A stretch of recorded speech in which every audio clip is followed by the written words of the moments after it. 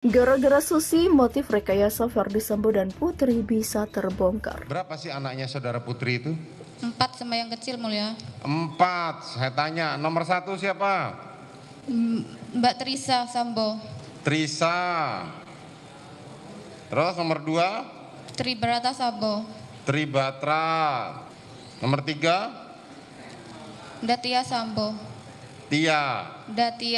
Datia. Terus yang keempat? Mas Arka. Umur berapa Arka?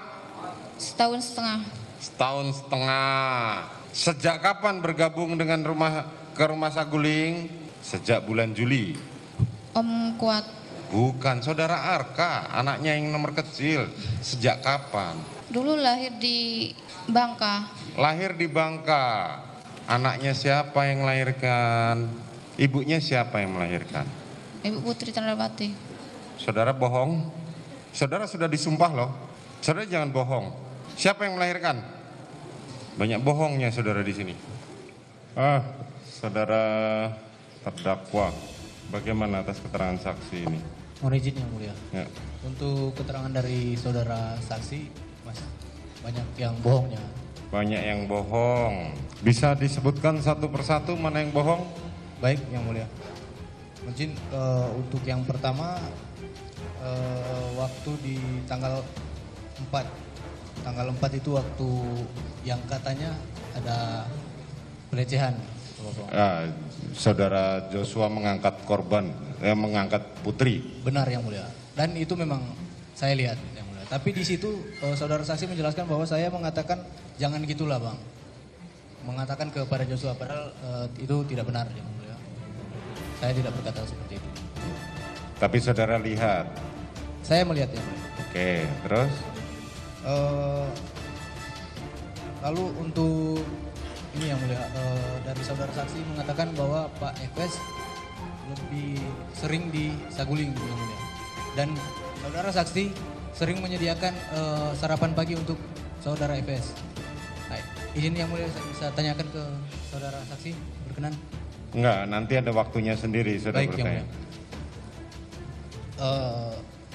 Ya karena sesuai faktanya saudara Efes ini lebih sering di kediaman di Bangka. Untuk Sabtu Minggu saja baru balik ke Saguling. Ada yang lain? Sama mohon izin yang mulia, pada beberapa waktu lalu, beberapa bulan lalu, saudara Efes itu terpapar COVID-19. Setelah saya kena COVID dan ada beberapa ajudan yang kena COVID, lalu setelah itu saudara Efes kena COVID juga. Nah, dan untuk isolasinya dilaksanakan di kediaman Bangka yang mulia. Setelah saudara Efes kena COVID, setelah itu anaknya yang perempuan yang Mbak Datia itu kena COVID juga. Dan isolasinya juga di Jalan Bangka. Jadi tidak pernah ada isolasi di TKP Duren 3.